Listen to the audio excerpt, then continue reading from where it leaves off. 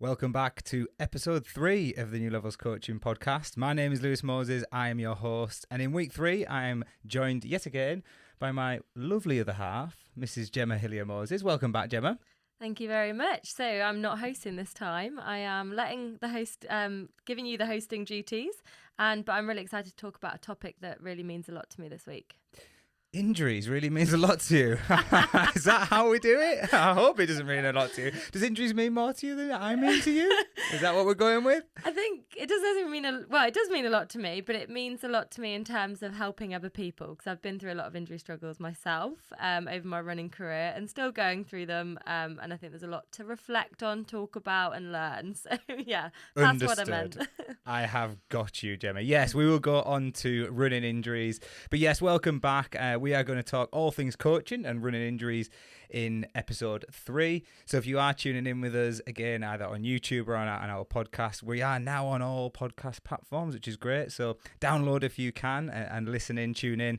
We want to provide you with lots of inspiration and education from the coaching world so you can literally go away and run with it. So, where to kick off? Before we go into running injuries, Gemma, I want to start on a positive, because running injuries often aren't seen as positive things. Give me a little bit about what you've been up to over the weekend. Bearing in mind, this is going to go out in just over a week's time, and we're on the 19th of September. I should remember that date. It's my sister's birthday tomorrow. My dad's in 3 days. But what have you been up to? Wow, well, yeah, I've had the most amazing weekend. So in my other life, I founded and I'm CEO of Move Charity. And we had an amazing 3 Peaks challenge this weekend to raise money for Move Charity. But we had so many people basically changing the way people live with cancer.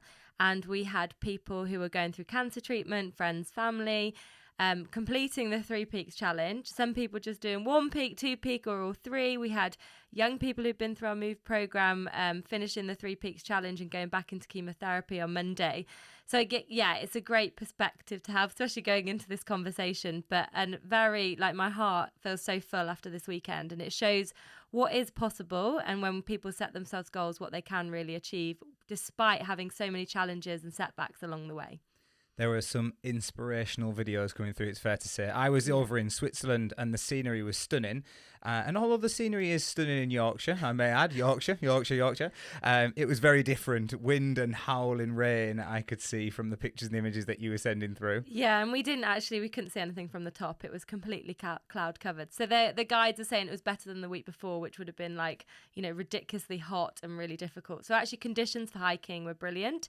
I also didn't realise 24 miles over 12 hours. Well, we did it in actually 10 hours 30 with my mum and dad. So very proud of my mum and dad for completing it in that time. But how much my legs ached and how exhausted I was afterwards. Well, we were talking about the elevation, and if we actually calculated the rate, which I might do after this podcast, it'd be a fair rate you were moving at. So yeah, it's pretty impressive. Yeah, and I think if you'll talk about trail running and different things, but I was like, it's only 1,600 meters or 500 meters. We did that in Verbier when we did the trail race.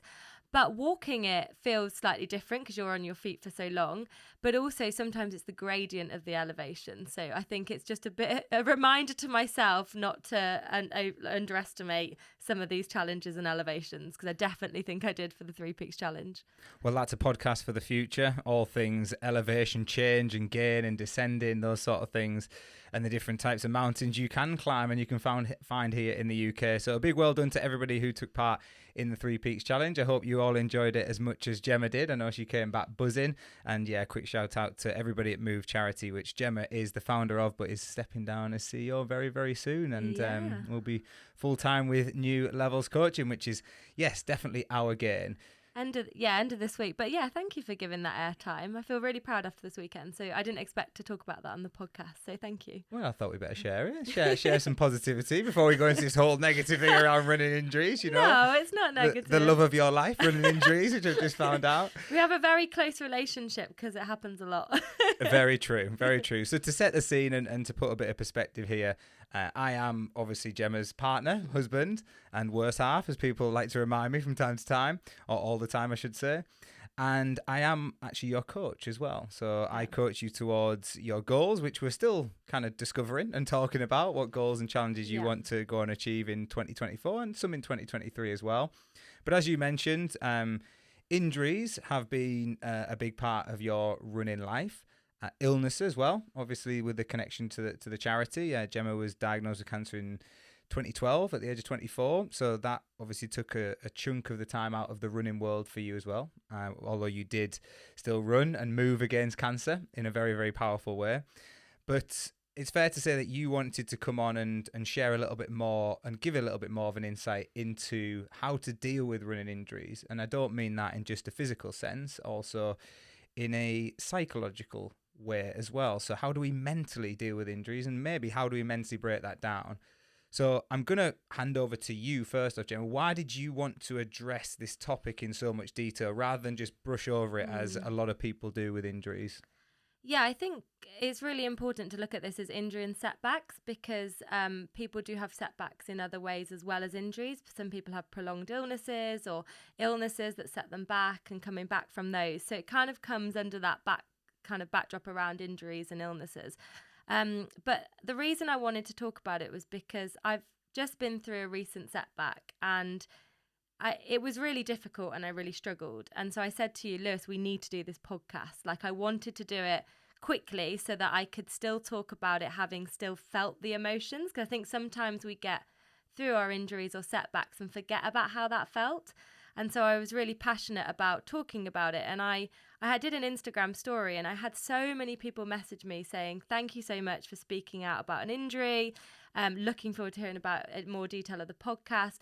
And what I realised was there's so many other people like me out there who need help and support and need a way to deal with injuries. And I think that basically, I think social media makes injuries really difficult in terms of comparison and looking at what other people are doing. And I think there's a lot that's going on at the moment around more and more training that you need to do. And you kind of forget to focus on yourself and your journey and where you're going. And we often say comparison is a thief of joy, but actually also comparing to our former self or our past self can actually also be really difficult. So yeah, that's why I wanted to come on here and have a real raw and honest and vulnerable conversation about it all. I think you make a really good point about comparison.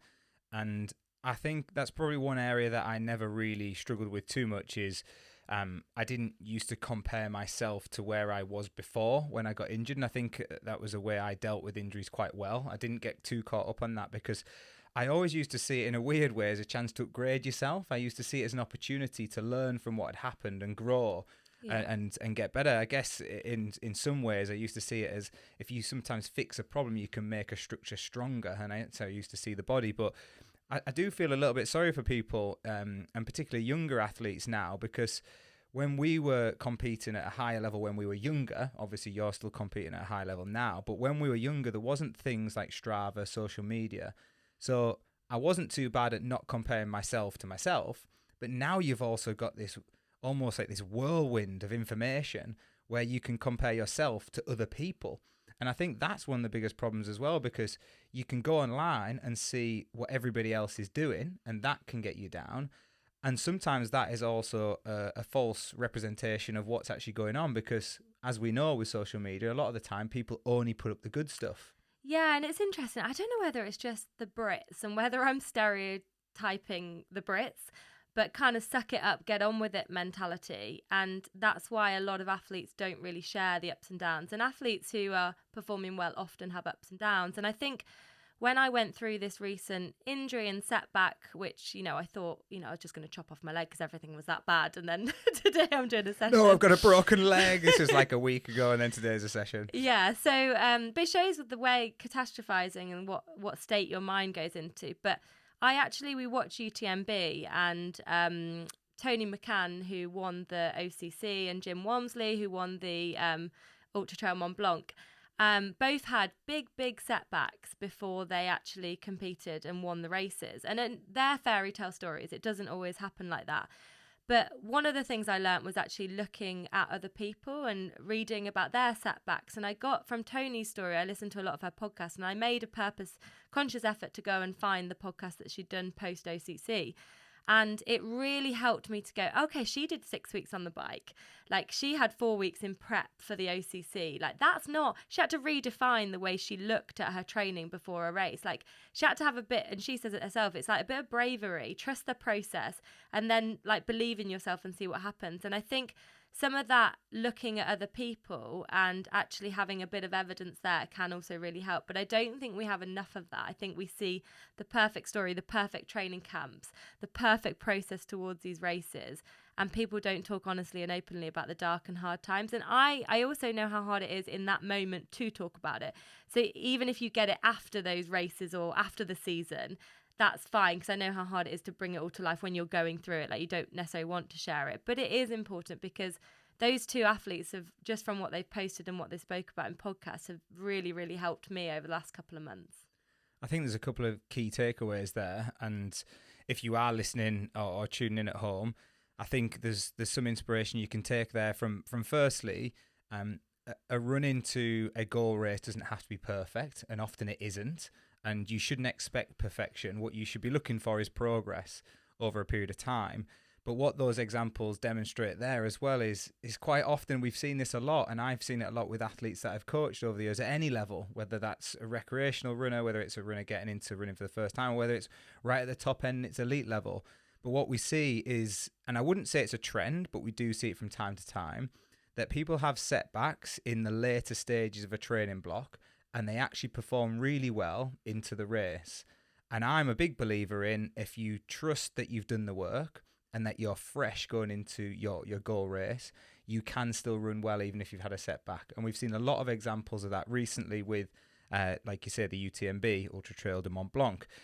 But also there's I think a lot to take away from your example about not just sitting back and not doing anything and not speaking up about it. Yeah. I think a lot of people stay silent, and coaches are guilty of this, including myself, where sometimes you think an athlete's injured and they don't need as much communication because they're not on a training plan. And quite often they need more communication at that point in time. Like, what is the plan? What is the plan of attack? And that can be really hard for a coach as well, because sometimes they feel a little bit lost, and they don't want to put pressure on the athlete either to make them do something. And I think that's where it's a really important point you make. There's got to be communication there, and it's got to be twofold. Yeah, and I think when I went through, I think we personally, I recognised even more so quite recently, deal with injuries and setbacks very differently. I think when I had cancer, I dealt with that better than a lot of my running injuries, actually, because I think I had a diagnosis, I had a plan, I had tunnel vision, and I knew where I was going and what I wanted to do. I think that I actually, especially this running injury, really struggled. And that's why I wanted to talk openly about it, because one of my friends, Paris, hi Paris, if you're watching or listening, but Paris is a clinical psychologist, and she talks about a life journey being like ups and downs.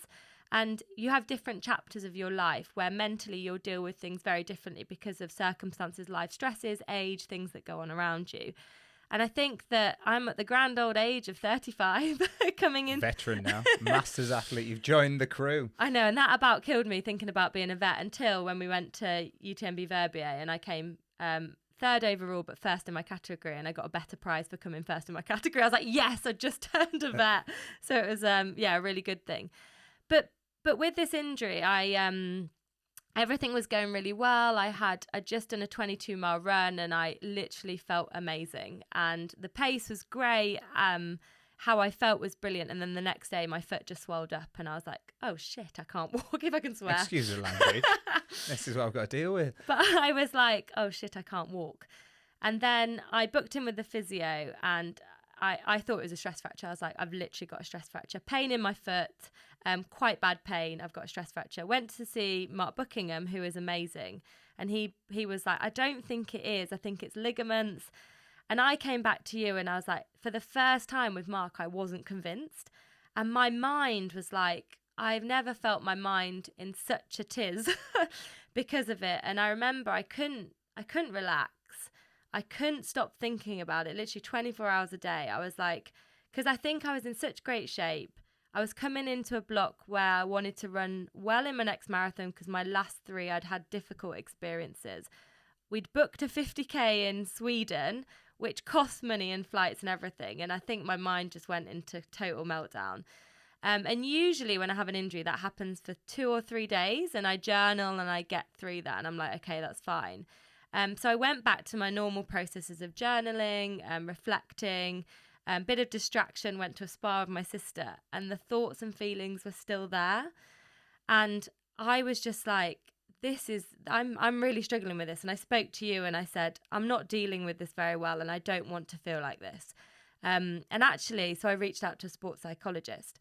So I'm just going to cough. I reached out to a sports psychologist because I was like, I don't have ridiculous amounts of injuries. I've had really good periods of time when I've been running, but each time I've been injured, I don't think I should feel the way that I do, even for a couple of days. Like, I spoke to you before and you said, Gemma, running shouldn't be the thing that makes you happy. And I remember going, whoa, let me stop you there. Running shouldn't be the only thing that makes you happy. Not the thing that makes you happy. There's a lot of things. My point was there's a lot of things that can make you happy and contribute to happiness. Yeah. And running shouldn't be the only thing. If running's taken away for a period of time, you shouldn't be as, my view is you shouldn't be as down as you're getting, but clearly you were and you couldn't help that, hence why you've reached out for some help. Yeah, and I think when you say, running shouldn't be the only thing that makes you happy, when you said that, I was like, oh God, I think running is the only thing that makes, not the only thing. I'm not doing a good job, am I? No, but I think a lot of people would be able to understand because we use exercise. It's not just running, actually, it's exercise. Like, we use exercise for mental health benefits. I use exercise to challenge my mind and body. It's being like adventure, challenging myself and being active is one of my core values. When I went through cancer treatment, exercise saved me. It saved me mentally and it saved me physically. So there's a lot bound around running and exercise. And I think because I couldn't answer that question wholeheartedly and said, actually, when I'm not running, I didn't feel as happy. Like, I had moments of happiness, but I didn't feel as happy. I think that's when I got to a point of, I read so many books, I journal, we have so many conversations. And I was like, actually, I think that now I need to work with a sports psychologist and be a bit vulnerable and actually figure out what is the best way to deal with this and what tools, because maybe I haven't developed the best tools in order to deal with it. I think for me, and relating this to sports psych in some way, and I'm not a psychologist, I don't claim to be at all, but I do love mental fitness and mindset work. I think it's really important for people to do. And I'm glad that you're working with someone. I wouldn't even try and work on that with you because it's not my space. It's not the thing that I do. But I do have chats and, people are vulnerable. They do open themselves up with me as a coach, and it's important to listen. And I've done some really good work with a good friend of mine and a lady called Wendy who had a study, and I participated in that study, and that was about coaches having that relationship with athletes and being a little bit more open. I think that's really important. So thanks to Wendy for that. That's really helped me as a coach. But one thing I always remember, Steve Peters. For those of you who don't know Steve Peters, he is the author of The Chimp Paradox, and he's very well renowned in the sporting world, working with people like Ronnie O'Sullivan, and still does, I believe. Had a really big impact on Steven Gerrard. And I remember him having a conversation with, I think it was Gerrard, I'm pretty certain it was. And it went something like, what you're going to do after football. And Gerrard hadn't really thought of it. And what are you going to do if you don't win the Premier League? And he hadn't really thought about it in his head. And Steve Peters just said to him, well, you're never going to win the Premier League. And just put it to him. And it's like putting to you, okay, well, you're never going to run again. And if somebody puts that to you, you have to then learn how to deal with it.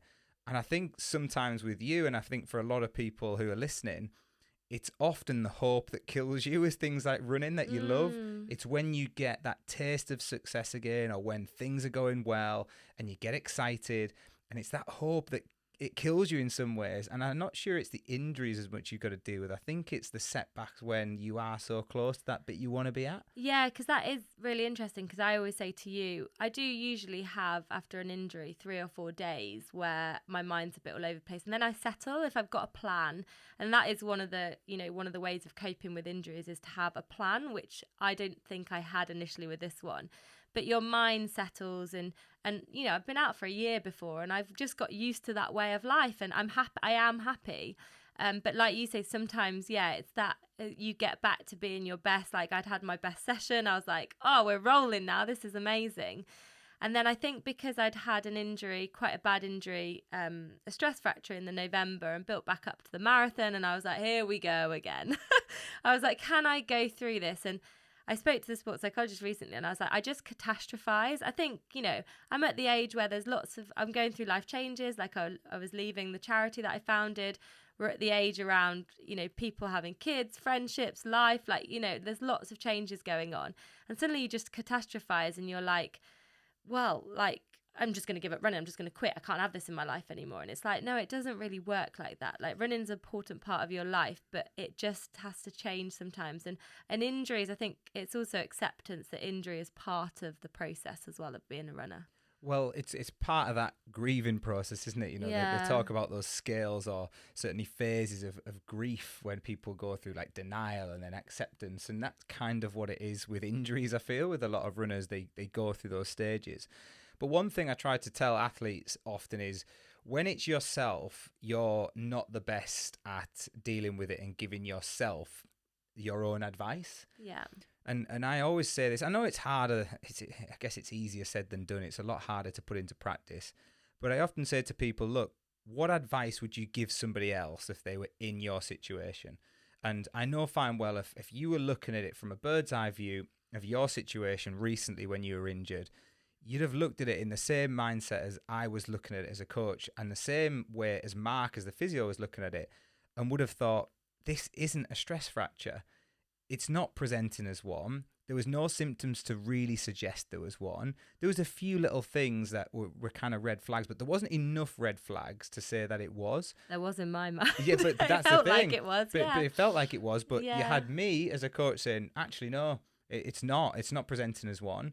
You had Mark saying it as well, but you taking your own advice, wanting to take your own thoughts and feelings, were saying, no, they're all wrong. When actually, if you logically sit down and said, if you were talking to somebody else, you'd probably look at it and go, actually, it wasn't. And I often think that with anything, with an injury, when you get injured, if you just speak it out loud, the advice you were to give someone else, okay, what are you going to do now you're injured? Yeah. What do you want to do? That's the advice you should be giving yourself. And so many people don't take it. Yeah. And I think what's also really important, and what I came to understand as well, and why I wanted to talk and work on this, was around like the psychological impact that presents physically. So like once you have that stress and tension, like your recovery process massively decreases. So if you are recovering from an injury, like you need to do as much as you can to take away that stress, because your cortisol levels just rise. Like I got 2-day migraine because of the tension in my brain that I put down to worrying over injuries. And this is why I think it's the worst I've actually felt. But like you say, it's probably because I'm getting nearer to my goals, and that's just happened.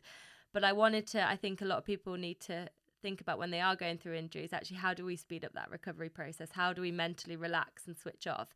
And we will talk about later the tools in order for you to be able to do that. But I think what we do have is a lot of fear of like, I'll never get back to where I was before.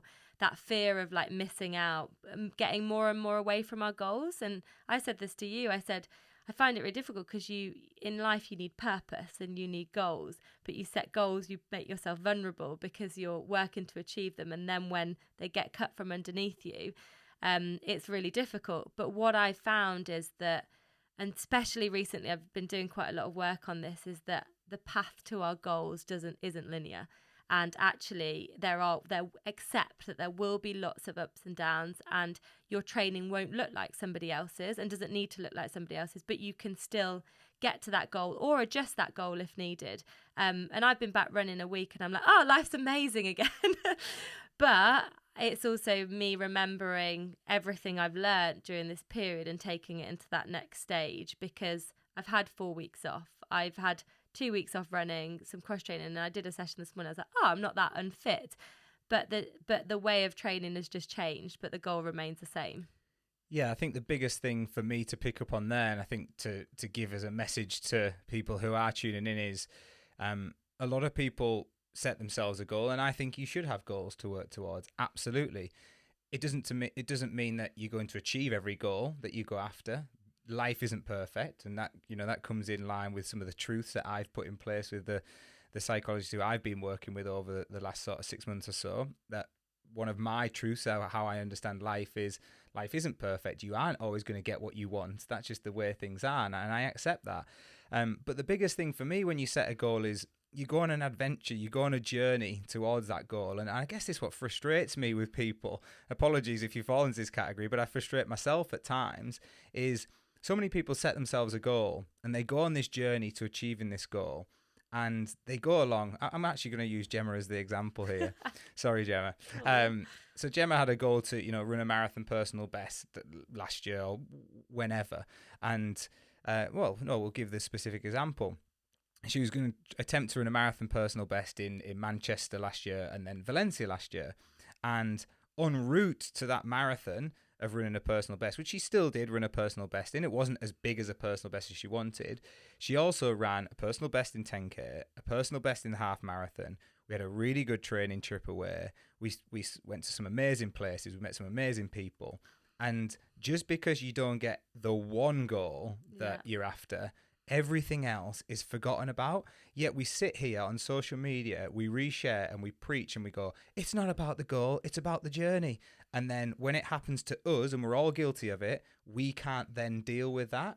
And I think it's a reminder to everybody that practice what you preach. Like, if you're going to set yourself a goal and you're going to go after it, you're going to fail. And it's absolutely fine to fail from time to time. But along that way, you have to celebrate your wins as well. Because if you don't, what the hell are you doing it for?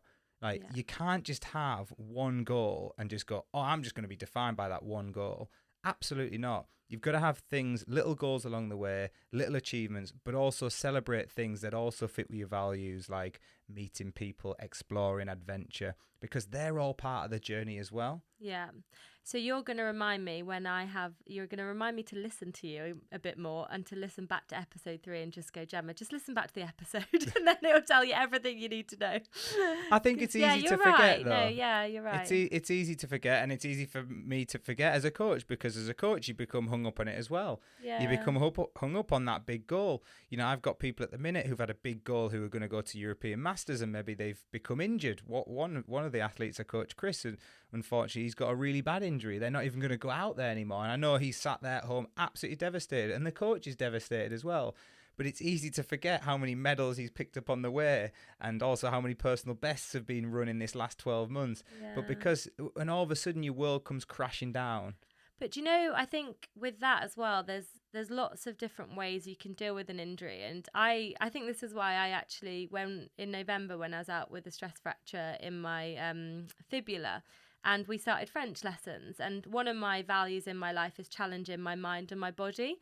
And for that 7 weeks, we had French lessons every Tuesday night and spent 2 hours. And actually, I think that's why I dealt with that injury quite well, because although that's usually related to sport, I was able to relate it to learning a language, which massively challenged me. And I still don't know enough French at the moment. But again, Ben actually messaging on our Instagram when I put about, has anyone got any reflections or questions around injuries that we can cover on our podcast? And he said actually learning a new discipline or skill or a hobby that can help you with your goal, but if you're not able to do it because of an injury or an illness, like what other things could you be focused on? And he said like cooking was really good because he learned how to cook, he learned new dishes, and then that was able to benefit his running as well. So there are different things that we can work on when we are injured. And so I think that's really important to remember as well. Yeah, and there's different, like you said, different skills. There's also different sports and activities. Like sometimes when you're injured, you can cross-train. Yeah. And I know cross-training some people can find it boring. And I get that because I fall into that category. But one of the best tips I can give with any form of exercise or cross-training that you don't like is the motivation comes from action. We hear that a lot on the High Performance podcast. Yeah. Like once you start taking action and once you get into a routine with it, it's amazing how addictive it becomes and how you start enjoying it and how you can then start to fall for something that you didn't really think you enjoy. I'll be honest, at one point in my life, I didn't even like running. I didn't. I was like, it was a sport you did at school for punishment. They sent you around the cross-country field and it was like, oh my God, I've got to go and get cold and wet and miserable. But I was quite good at it. I was winning. I quite like that factor, but it wasn't what I wanted to do every week. I wanted to play football with the lads. Yeah. So actually, you can fall in love with things by creating habits, and then you see what they lead to. So don't be afraid to try new things as well if you can. But I would say as well with injury, don't, if you have to rest, like, see that rest. You talk about it a lot. Mark, the physio, who we both regard very highly, see it as performance recovery. Oh, that was a game changer for me during one of my other injuries. I have had some running in this period, and a lot of mine are biomechanical. Carbon shoes has been a recent thing, so we've worked all that out. But reframing is really important. So what you tell yourself and how you talk to yourself internally is incredibly important, especially going through injuries and just generally. But Mark said, when I had a long period of time off running, he said, reframe this to performance recovery, so that when you get back running, you are well fueled, you are stress-free, and you're excited and motivated to run again. And it's exactly what happened. Like, I followed exactly what he said. I was in a real positive frame of mind, and I got back and I was loving running, and yeah, it just felt so much better. So I think focusing on its performance recovery, not, oh my God, I've got to rest and I can't run anymore, is super important. And I'm going to give a bit of a shout out to Tomo here, Chris Thompson, who's a very good friend of mine. I actually forgot to mention Tomo as one of my coaches in our episode 1. Tomo was a coach of mine. He kind of transitioned from John Nuttall and was brilliant. He's more like a mentor coach to me, a really big influence on both of our lives, as is Gemma, his wife, and they've got little Theo now. And a lot of people tuning in will know who Tomo is.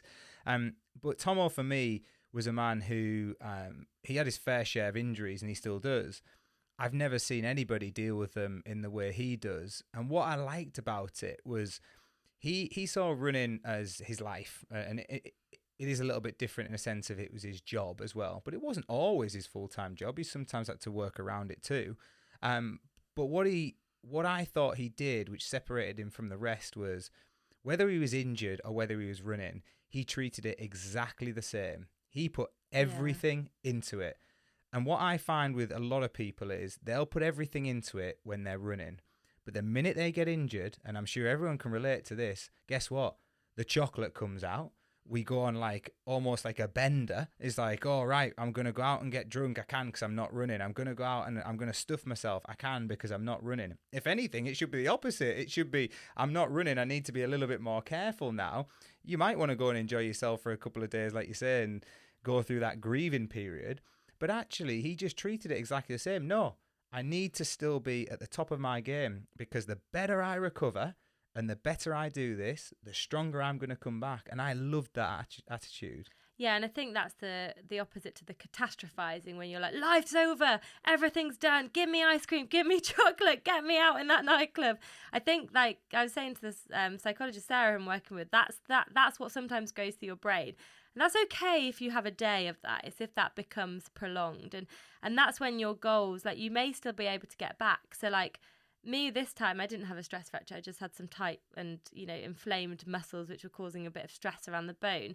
And that, I went to see Mark last week. We started running, and I'm back running now. And I walked 24 miles with no issues on Saturday. So it shows that if I'd have just thrown everything out of the window, I'd be further away from my goal that I can actually probably get to now. Like, I'm hopeful now. Kulmanen.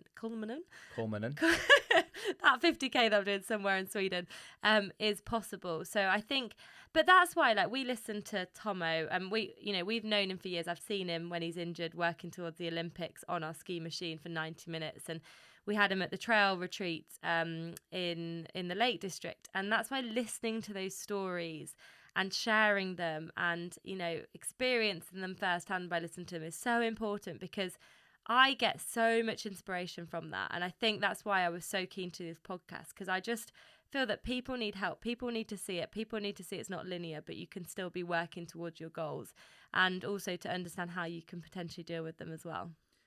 I think there's also an element of realising that you don't just have to be an elite athlete to take inspiration from elite athletes. Yeah. Anybody at any level can take inspiration from anybody. I learn so much from people we work with, and that's just not from the top coaches in the world, the top physiologists, the top physios that we've spoken a lot about today.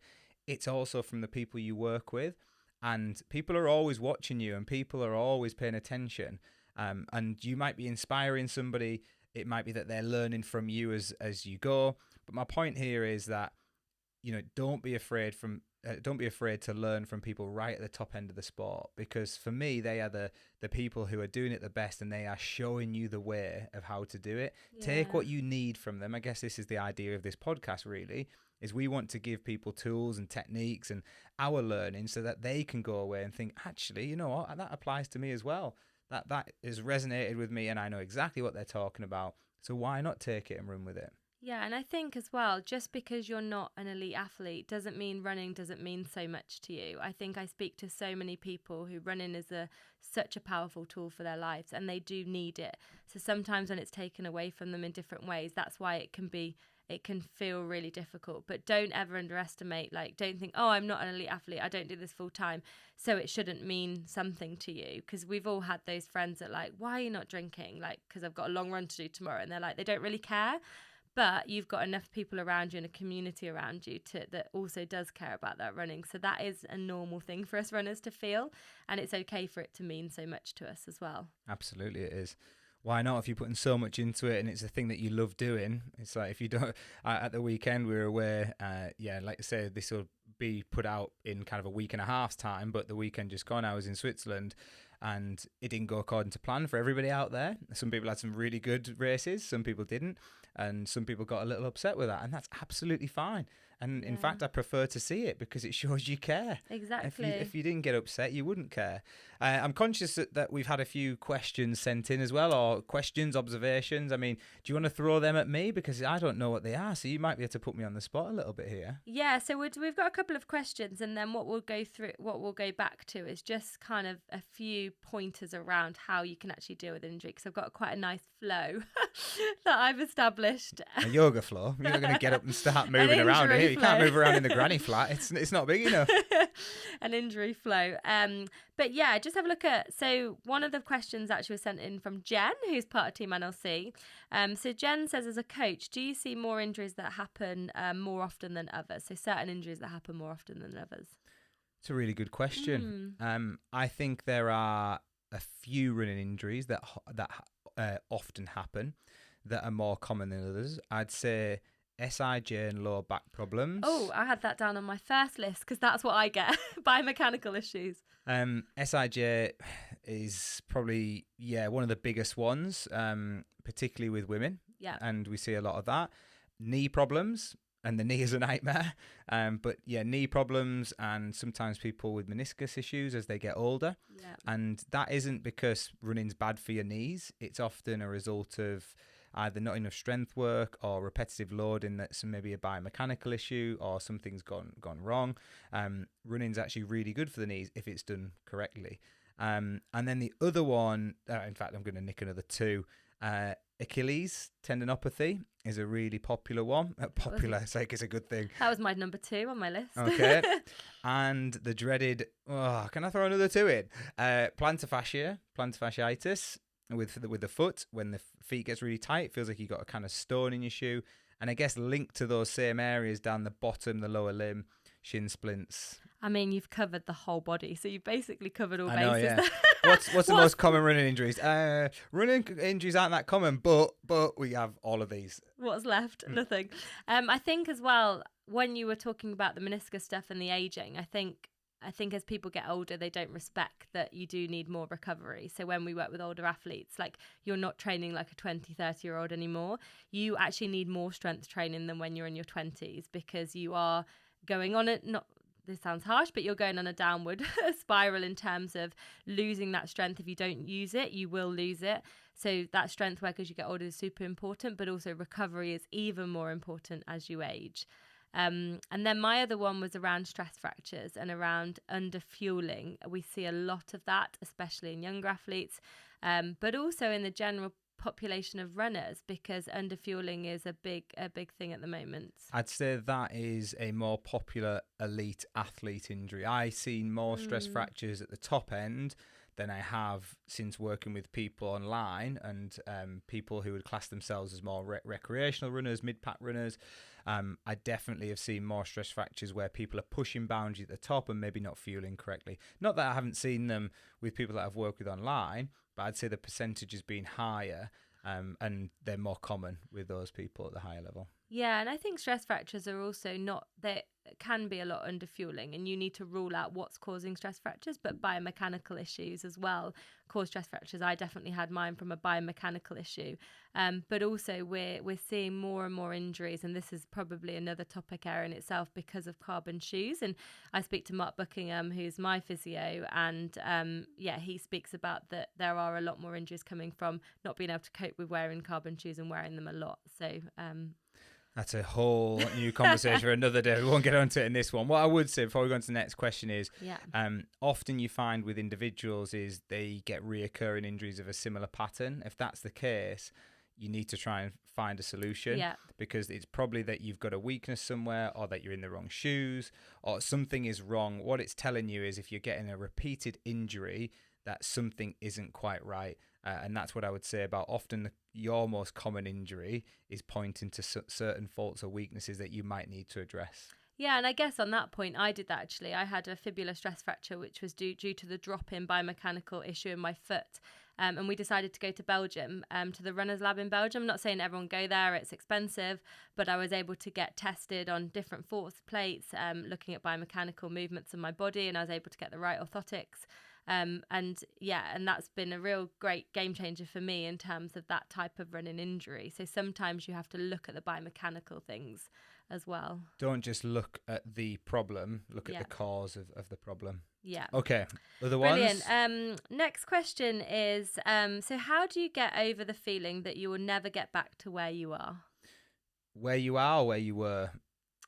Where you were. Where you were. Yeah, that where you were. Where you are. I'm like, that's a great question. I don't think I can answer that one. Where you were. Where you were. I think it's about breaking it down. For me personally, how I used to do that is I'm not trying to get back to where I was. I'm trying to get better than that. That's the first thing I used to tell myself. Why would I try and get back to where I was when long term I want to be beyond that? So I'm trying to get to a position beyond where I was anyway. And I always go back to how did I get there in the first place? So what did I do that helped me get there? Because you did small steps and processes to get you there in the first place. And sometimes it's about repeating those steps. But what I would say is it's not trying to do it quickly. You've got to accept where you are. You've got to have a plan in place to get you back to where you want to be, and accept where you are, because the biggest mistake we see is people trying to be somewhere they're not. Yeah. And they're trying to be back where they were straight away. Accept where you are, and if you accept where you are and train where you are, that will get you back to where you want to be. But always look to the future and think, once you're there, how can I then go beyond that, rather than just thinking I want to be where I was?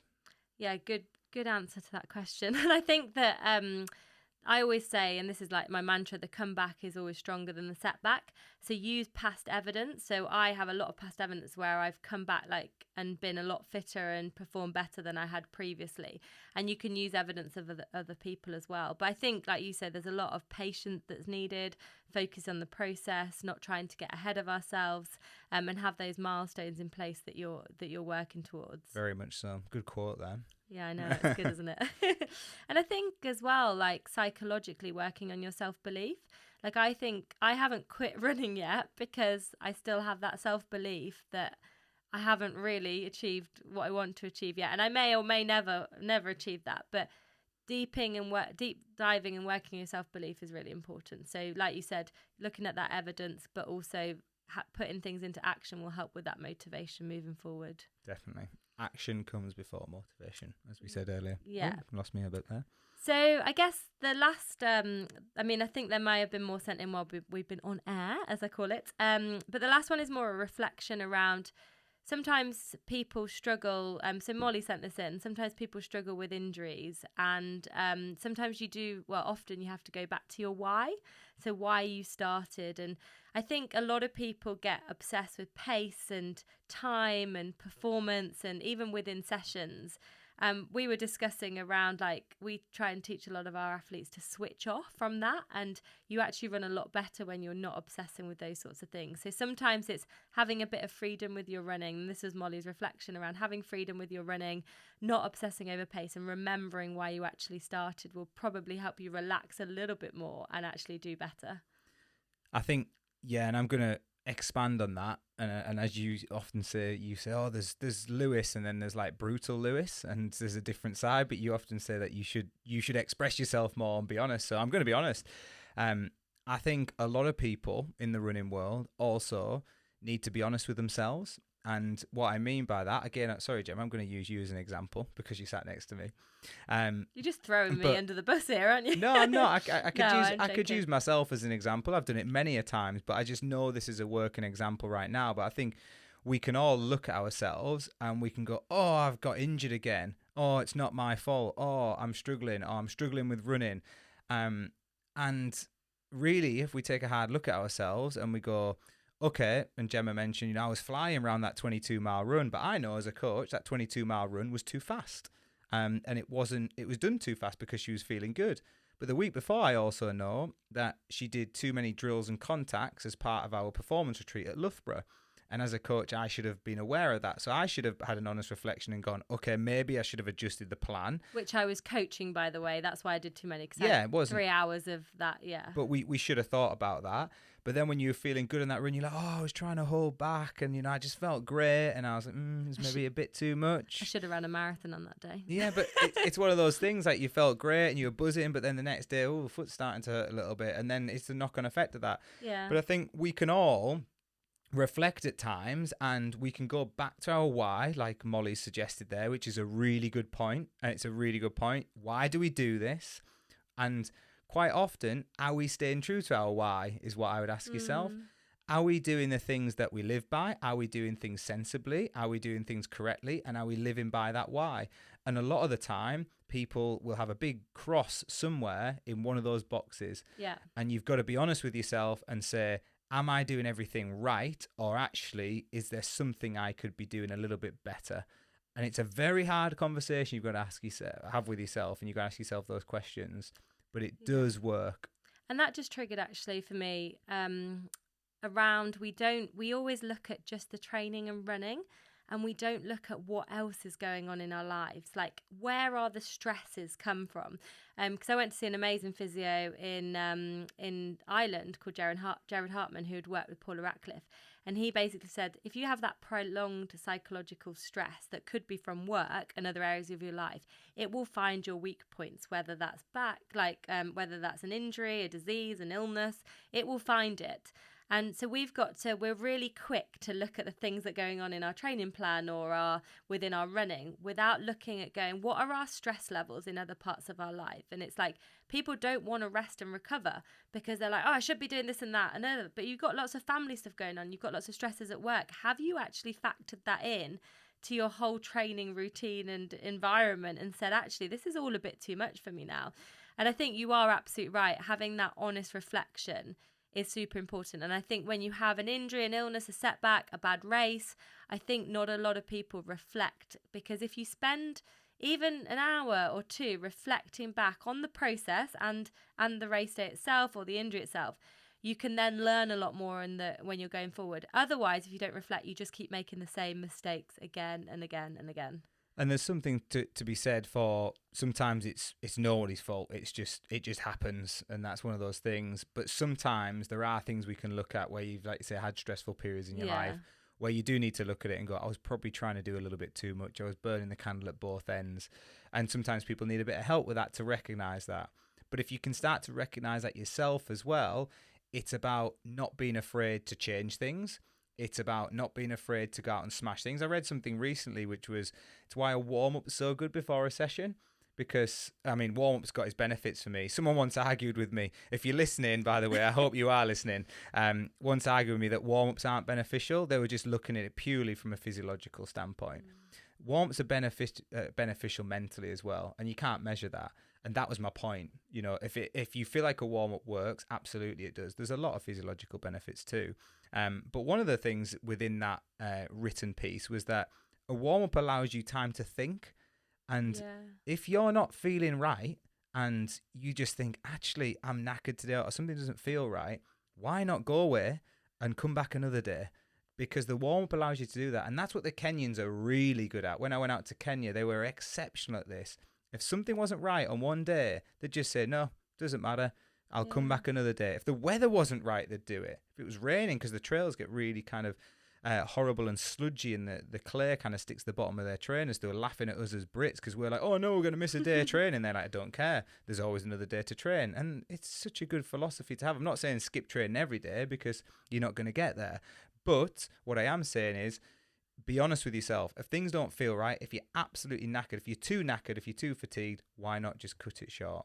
Yeah, and I think that's a good point as well. I've learned a little bit about this. So I knew that, so I do a lot of my sessions in the morning, and I knew that because when I get to the end of the day, I find it hard to put a full stop on my day and go into a session without thinking about all the stresses or all the work that I've got to do. And I'm fine if it's just an easy run, but if it's a hard interval session where I need to be switched on, I find that very difficult.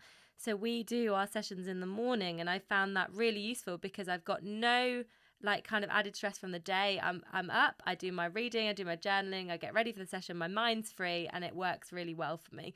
So sometimes it's adapting things to figure out what works for you, not what you see other people doing. Absolutely, because I would have said that I used to be, maybe not so much now, I used to be the opposite. I used to like my sessions in the evening because it was the opposite. It put a full stop on my day at work, and then I could go home, relax, switch off from work, and then go into kind of session mode. Yeah. So I liked it the opposite. So it shows it's not one size fits all. It's working out what is right for you.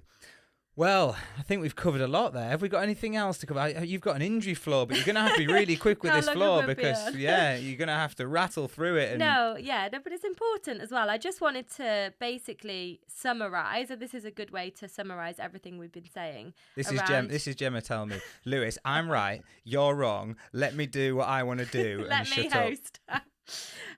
But basically a summary of how you can, just 7 key points on how you can deal with it. Just 74 key points.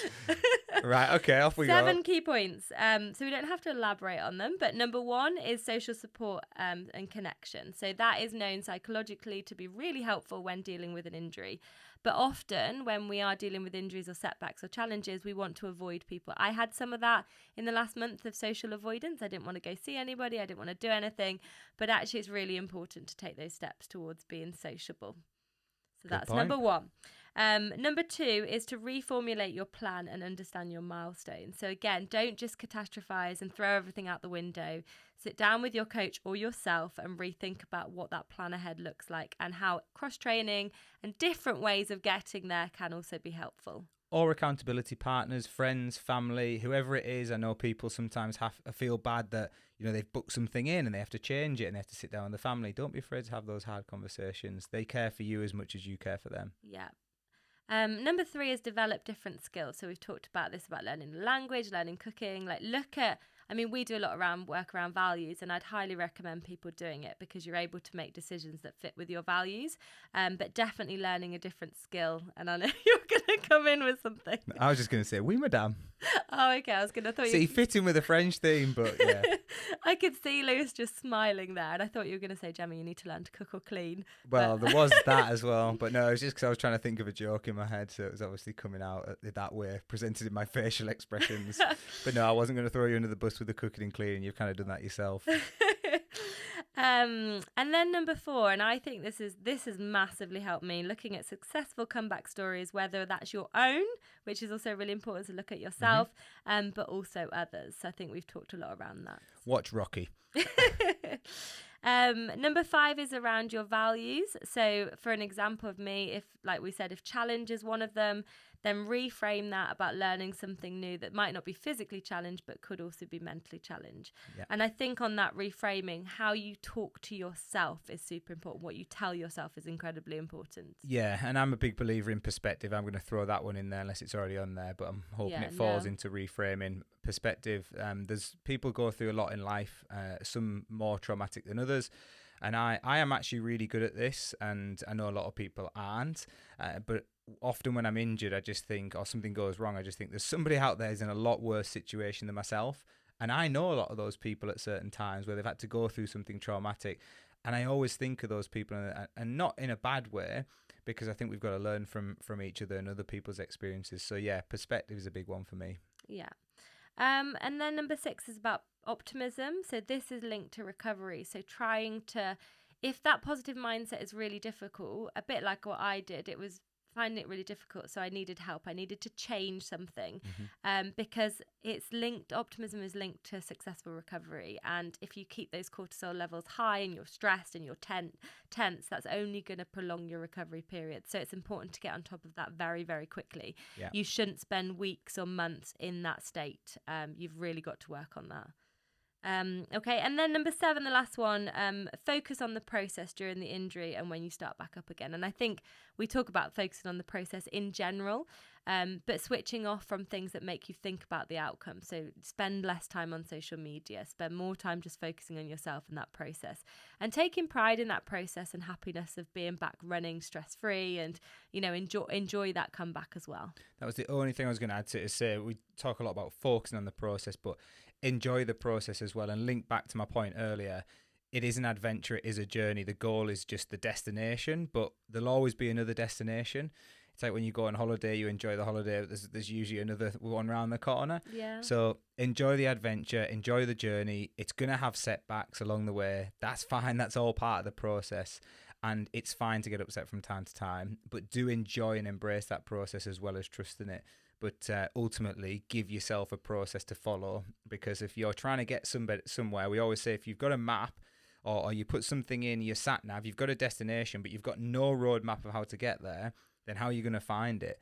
And likewise, if you're just on this little journey and you've got no goal there as well, you've got no destination to head towards. So think about a goal as well as a process, and that will also help, particularly when you're on your way back from injuries. Yeah, and I just want to say thank you for kind of letting me jump on this. Oh, well, that's all right. Lewis is like, you can't come on every one, Gemma, but I really enjoyed doing the first one. I was like, oh, I could do this more often. But I just want to say, I think it's a really important topic area. I really hope it's helped people. I also want to say don't be afraid to reach out for help. Like Lewis works with a business psychology for the business. I'm working with a sports psychologist. Like sometimes you just need help and you need to be vulnerable and admit it. And I think we're still not at that point where we want to openly get help. So don't be afraid to get help, talk about it, get in touch with us, share your reflections. But yeah, really hope that's helped people. Yeah, and from me, just a kind of final message as well. One book that really helped me, or a couple of books, I guess. One was Peak Performance by Steve Magnus and Brad Stulberg. It talked a lot about this area and how you deal with that. And then the other one, I think, was the Dina Castor book. Yeah, Let Your Mind Run Free, I think it's called. So a couple of book recommendations there for people who are audible if you like listening to things that I just found really helpful with kind of breaking down and how, not breaking down, but how we break down our own thought patterns and how we look at injuries a little bit differently, and how we can learn from other people. So that's everything for this week. That's episode number 3. So hopefully you've enjoyed episode 1, 2 and 3 now. As we are launching this, we will be in Rome to watch the Ryder Cup. I am excited for that. That is why we're doing back-to-back episodes this week.